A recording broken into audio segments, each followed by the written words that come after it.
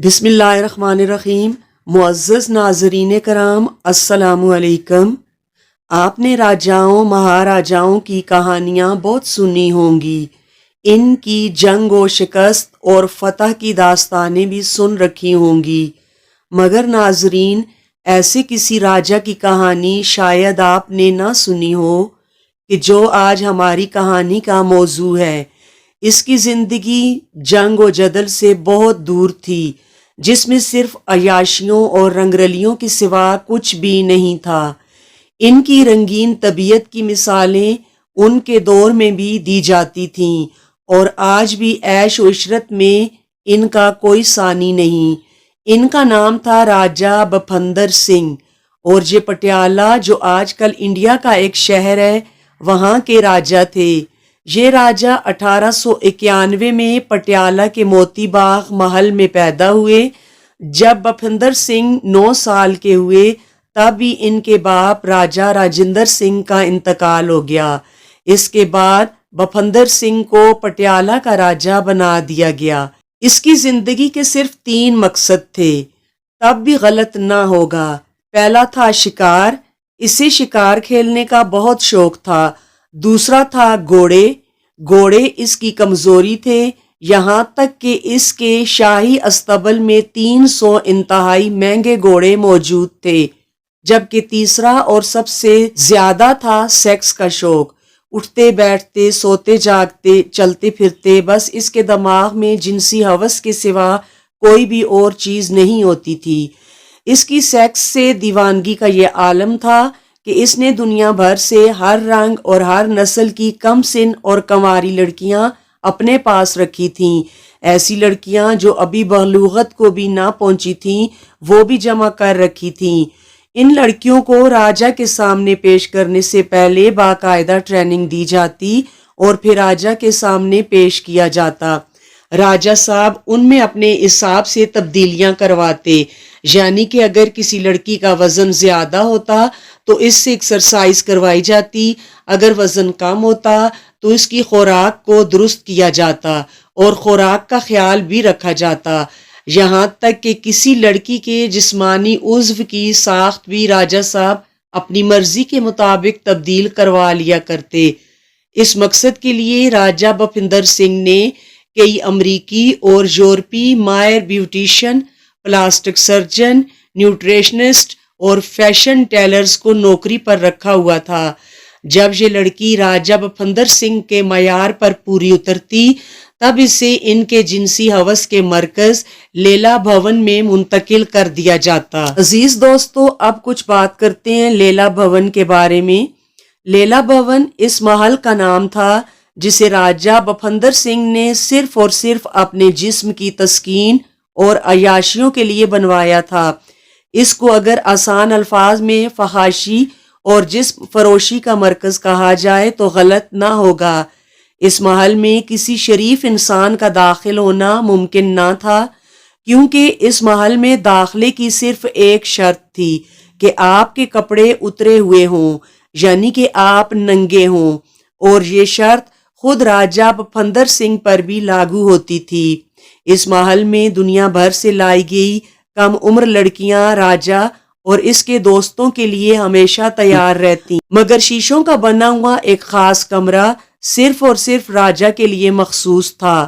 اس محل کے در و دیوار پر نہایت ہی عریاں اور بیہودہ تصاویر بنائی گئی تھیں۔ اس محل میں جمع کی گئی بادشاہ کی خاص لڑکیوں اور بادشاہ کے خاص مہمانوں کے لیے ہر طرح کی سہولت موجود تھی، جن میں ڈاکٹر، فیشن ڈیزائنر، جیولرز اور فٹنس ٹرینرز بھی شامل تھے، جو ان لڑکیوں کی جسمانی ساخت اور ان کے حسن کا پورا خیال رکھتے تھے۔ اس محل میں راجا بپھندر سنگھ نے بہت بڑا سوئمنگ پول بنوا رکھا تھا۔ یہاں گرمیوں کے موسم میں خوب عیاشیوں کا سماں ہوتا۔ اس سوئمنگ پول میں تقریباً 150 برہنہ لڑکیاں موجود ہوتیں، جو اپنے ہاتھ میں شراب کے جام لیے ہوتی، اور راجا اپنے خاص دوستوں، جن میں انگریز عہدیدار اور دوسری ریاستوں کے راجا شامل ہوتے، یہاں خوب رنگرلیاں مناتا۔ یہ راجہ دراصل برٹش گورنمنٹ کا ایک بہت بڑا پٹھو تھا۔ اس فحاشی کے مرکز کو وہ انگریزی عہدیداروں کو خوش کرنے کے لیے بھی استعمال کرتا۔ اس کو انگریزی فوج میں ایک رینک بھی حاصل تھا۔ عزیز دوستو، یہ کوئی فوجی نہیں تھا، بلکہ جنگ و جدل سے تو اس کا دور دور تک کوئی لینا دینا نہیں تھا۔ انگریز فوج نے خوش ہو کر اعزازی طور پر ایک فوج کا عہدہ اس کو دے رکھا تھا، جس کی وجہ یہ تھی کہ اس نے فرسٹ ورلڈ وار میں انگریزوں کی خوب مالی امداد کی تھی۔ اس کی توجہ تو بس جگہ جگہ گھومنے اور وہاں کی لڑکیاں اپنے لیلا بھون میں جمع کرنے میں تھی۔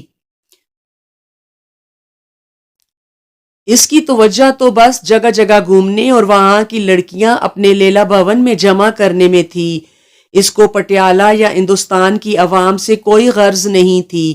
یہ ہندوستان کا پہلا شخص تھا کہ جس نے اس دور میں اپنا ذاتی ہوائی جہاز خریدا تھا۔ اس کے علاوہ اس کے پاس 23 رولز رائلز گاڑیاں تھیں، اور یہ راجہ پٹیالہ نیکلس کی وجہ سے بھی بہت مشہور ہے۔ یہ دنیا کی مہنگی ترین جیولری میں سے ایک تھا کہ جس میں دنیا کا 7واں بڑا ہیرا نصب تھا، جسے اس کی بیوی نے کوئین میری کو تحفے میں دیا۔ اس کے علاوہ اس کے پاس دنیا کا سب سے بڑا سونے کا ڈنر سیٹ بھی تھا۔ مورخین کے مطابق اس راجہ کی 350 رانیاں تھیں، مگر قانوناً یعنی کہ لیگل رانیوں کی تعداد صرف 10 تھی۔ ان 10 رانیوں میں سے ہونے والے بچوں کی تعداد 88 تھی، جن میں سے صرف 53 زندہ بچ سکے، اور ان کی باقی محبوبائیں جو کہ لیلا بھون میں رہا کرتی تھیں، ان کی اور ان کی اولاد کی تعداد آج تک کسی کو نہیں معلوم۔ محترم ناظرین، ان کی موت بہت جلدی یعنی کہ صرف 45 سال کی عمر میں ہو گئی تھی، اور اس کی وجہ بھی ان کی جنسی ہوس ہی تھی۔ ان کی جنسی دیوانگی اتنی بڑھ گئی تھی کہ ہر وقت ان کے ذہن پر سیکس ہی سوار رہتا۔ سینکڑوں عورتیں جو انہوں نے اپنے محل میں جمع کر رکھی تھیں، ان سے امبستری کے لیے انہیں ہندوستانی حکیموں اور یورپین ڈاکٹرز کی مہنگی مہنگی ادویات کھانی پڑتی۔